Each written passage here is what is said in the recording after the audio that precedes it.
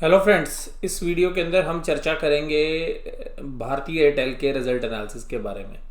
और भारतीय एयरटेल ने रिजल्ट किस तरीके के दिए, ये तो हम चर्चा करेंगे। साथ में शेयर प्राइस पर क्या लगता है।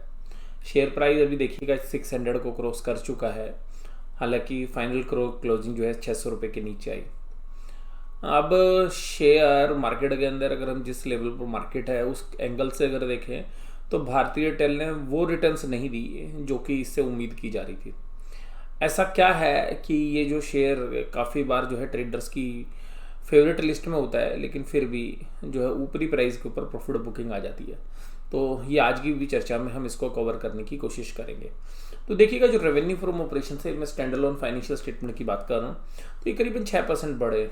अदर इनकम की फिगर भी अच्छी थी, जो है अच्छे तरीके से घट गई, यानी कि जो 3867 मिलियंस थी, यानी कि आप ये 386 करोड़ थी, वो घटकर करीबन करीबन 80 करोड़ हो गई, क्योंकि जो फिगर्स हैं वो मिलियंस में दिए हुए हैं। अगर हम पूरे प्रॉफिट्स की बात करें और टोटल एक्सपेंसेस की बात करें तो इस प्रॉफिट के सामने जो 17,016 करोड़ के रेवेन्यूज के सामने अगर आप खर्चे की बात करें तो 9511 करोड़ है। और इसमें मेजर जो पोर्शन है वो आप लोग जानते हैं कि जो नेटवर्क के ऑपरेशन के खर्चे हैं वो हैं। उसके अलावा असेस चार्जेस हैं, लाइसेंस फीस है, एम्प्लॉयज़ के खर्चे हैं, सेल्स एंड मार्केटिंग एक्सपेंस और अदर एक्सपेंसेस है। तो अगर हम इनको कंपेयर करें पिछले साल के मुकाबले में, पिछले क्वार्टर के मुकाबले में, तो खर्चे कम बढ़े हैं, यानी कि आपके ऑपरेटिंग मार्जिन्स बढ़ते हुए नजर आए हैं। और ऑपरेटिंग मार्जिन 7505, और इसका सबसे मेजर जो बेनिफिट है वो एवरेज चार्जेस पर यूज़र जो है वो इनके बढ़ते हुए नजर आए, करीबन 4 रुपये जो है बढ़ते हुए नजर आए, जिसका बेनिफिट यहाँ पे आपको दिख भी रहा है। फिर डेप्रीशिएशन मोर और लेस जो है एक जैसा ही है, और फाइनेंस की कॉस्ट भी जो है आपकी थोड़ी सी और बढ़ती हुई नज़र आ रही है। तो फाइनेंस जो है इनके लिए जो है सबसे बड़ी समस्या है। इस कंपनी के पास जो है कर्ज का भंडार है, और कर्ज अभी भी और चाहिए इनको। 7,500 करोड़ का और कर्ज जो है आज की बोर्ड मीटिंग के अंदर जो है इन्होंने कहा है कि हम और रेज करेंगे। और इस तरीके से पूरे बिजनेस के अंदर लॉस जो आया है बिफोर एक्सेप्शनल आइटम्स, तो अभी भी ये प्रॉफिट नहीं जनरेट कर पाए।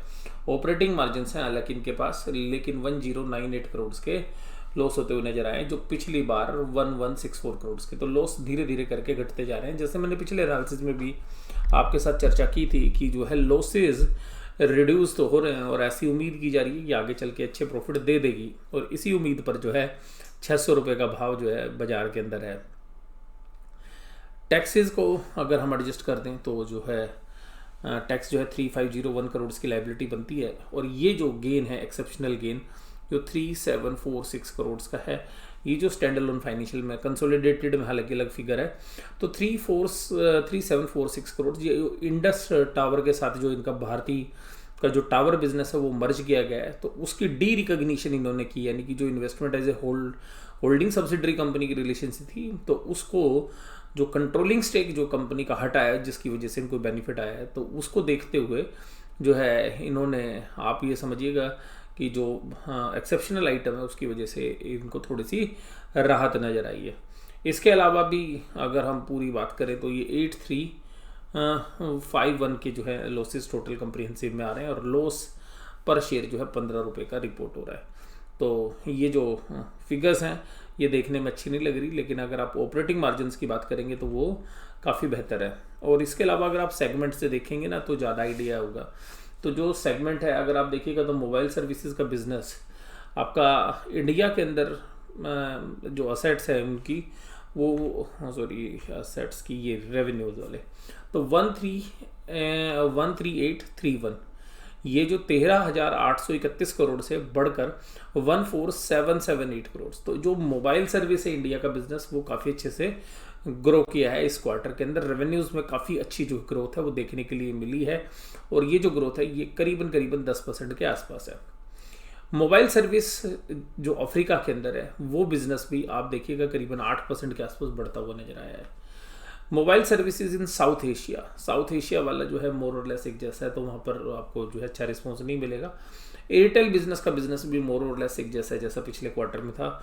होम सर्विसेज जो है थोड़ा सा लिटिल बिट जो है वो डिक्रीज हुआ है। डिजिटल टीवी सर्विसेज का जो बिजनेस है वो करीबन 5% बढ़ा है।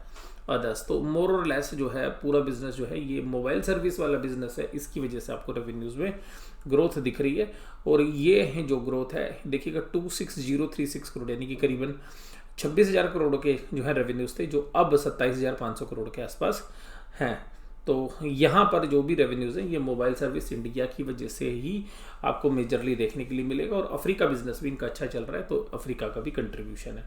लेकिन जो बाकी मोबाइल सर्विसेज साउथ एशिया के अंदर जो बिज़नेस है उसमें इतनी अच्छी रिस्पॉन्स नहीं है। प्रॉफिट्स कहाँ पे आए हैं, तो प्रॉफिट भी देखिएगा 1103 करोड़ के जो प्रॉफिट्स हैं ये बिफोर फाइनेंस कॉस्ट है, यानी कि ब्याज देने से पहले। तो इसलिए आपको ये जो प्रॉफिट्स है ध्यान रखिएगा, ब्याज देने से पहले, ब्याज देने के बाद प्रॉफिट लॉस में बदल रहे हैं। मोबाइल सर्विसेज अफ्रीका के अंदर जो है मार्जिन्स जो है काफ़ी अच्छे हैं, और वहाँ इंडिया से भी अच्छे मार्जिन्स हैं।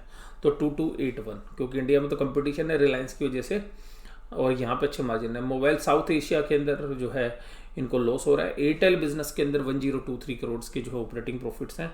एयरटेल बिजनेस के अंदर 153 करोड़ के, टावर इंफ्रास्ट्रक्चर सर्विस में 97 करोड़ के, इसके अलावा होम सर्विसेज जो हैं 307 करोड़ के, और बाकी जो बिजनेसेस में लॉस है। तो कुल मिलाकर 4560 करोड़ के इनके ऑपरेटिंग प्रॉफिट्स हैं। लेकिन जब ब्याज की कीमत आप माइनस करेंगे 4027 करोड़, तो आपके प्रॉफिट किस में चले जाएंगे, लॉस में। और ये जो प्रॉफिट्स हैं इनको माइनस करने के बाद आपके पास ये जो सारी फिगर्स है ये आ रही है। अब यहाँ पर हम अगर पूरा एनालिसिस अगर हम देखने की कोशिश करें, तो इस एनालिसिस में क्या है कि जो इनके पास भारतीय Airtel reported one time deemed disposable gains of 94496 crore in the quarter, it lost controlling ownership. जो इन्होंने भारतीय इंफ्राटेल में जो ओनरशिप जो है लूज की है, उसकी वजह से 944 करोड़ के जो है रेवेन्यूज आ रहे हैं, वो सॉरी प्रॉफिट्स आ रहे हैं नेट, नहीं तो अदरवाइज आपको प्रॉफिट्स और भी खराब लगते हैं। ऑपरेटिंग प्रॉफिट जो है 4.6% है, जो कि काफ़ी ज़्यादा तो नहीं माने जाएंगे। तो अगर ऑपरेटिंग प्रॉफिट ही 4% रहेंगे, तो केवल और केवल रेवेन्यू बढ़ने से या जो पैकेज हैं उनका रेट बदलने के बाद ही जो है ये कंपनी अच्छे प्रॉफिट कमा सकती है। तो अभी भी जो है स्ट्रगलिंग फेस में। मार्जिन्स जो हैं हालांकि थोड़े से जो है बड़े हैं, लेकिन वो पहले जैसे ही हैं। एवरेज रेवेन्यू पर यूज़र जो है वो 162 से बढ़कर 166 रुपये, यही एक तसल्ली वाला बिजनेस है। और जितने कस्टमर्स इन्होंने जोड़े हैं, तो टोटल कस्टमर जो है 33.6 करोड़ हैं, जो कि 1.29 करोड़ जो है कस्टमर्स इन्होंने इस क्वार्टर के अंदर जोड़े हैं। तो ये जो कस्टमर जोड़ने की जद्दोजहद जो है अभी लगी हुई है रिलायंस जियो के अंदर और इनके बीच में।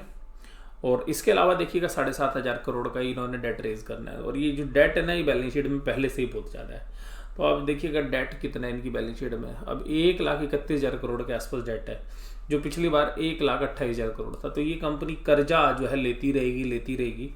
तो हमें ये समझ में नहीं आ रहा कि ये बिजनेस में शेयर होल्डर्स को कब कमा के देगी। फ्री कैश फ्लो तो जो है दूर की बात है, लेकिन लोगों को लगता है कि ये जो बिजनेसेस है इनकी रिप्लेसमेंट वैल्यू जो है बहुत ज़्यादा है, जिसकी वजह से शेयर आपको 600 रुपये का मिल रहा है। लेकिन इस बिज़नेस के अंदर एक ही समस्या जो है देखने के लिए मिल रही है, वो ये है कि जहाँ पर जियो काफ़ी अच्छे प्रॉफिट जनरेट कर पा रहा है, ये अभी भी जो है स्ट्रगल करता हुआ नज़र आ रहा है।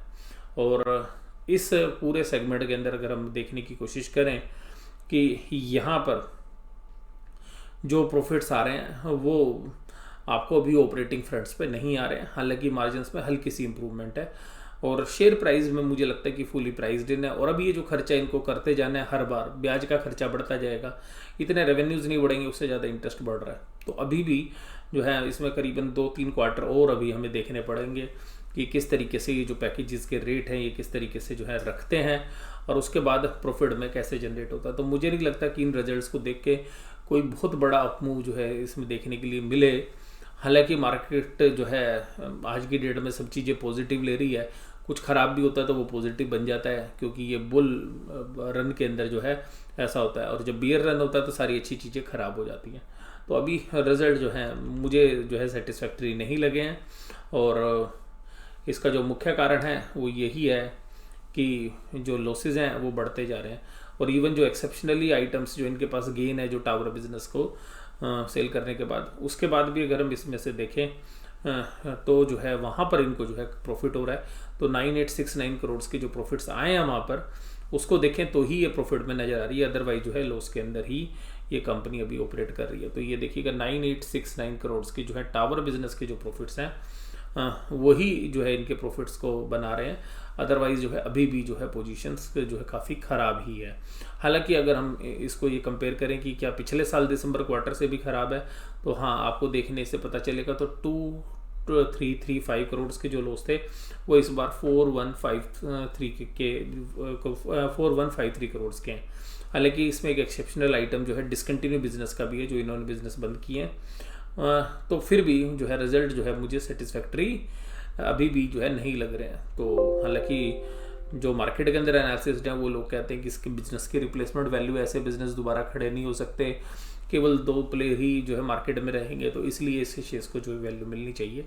बट देखिएगा मैं तो एक सीधी सी बात मानता हूँ कि अगर प्रॉफिट के साथ साथ अगर कैश फ्लो जनरेट ना हो और प्रॉफिट भी जनरेट ना हो और हम उम्मीद लगाए जाएँ, तो जो है प्राइस जो है ज़्यादा समय तक ऊपरी भाव पे जो है सस्टेन नहीं करते हैं।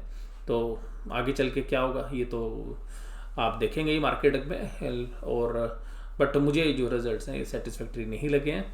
और बिज़नेस बेचने के बाद अगर आपको जो है प्रॉफिट आए हैं, लेकिन वहाँ से आपका कंट्रोलिंग स्टेक भी हटा है, तो उसके बावजूद भी अगर उसको राइट ऑफ करने के बाद भी आप नेट लॉस के अंदर ही हैं। और एनालिसिस आपको कैसा लगा जरूर से जरूर मुझे बताइए। वीडियो देखने के लिए धन्यवाद। Thank you very much.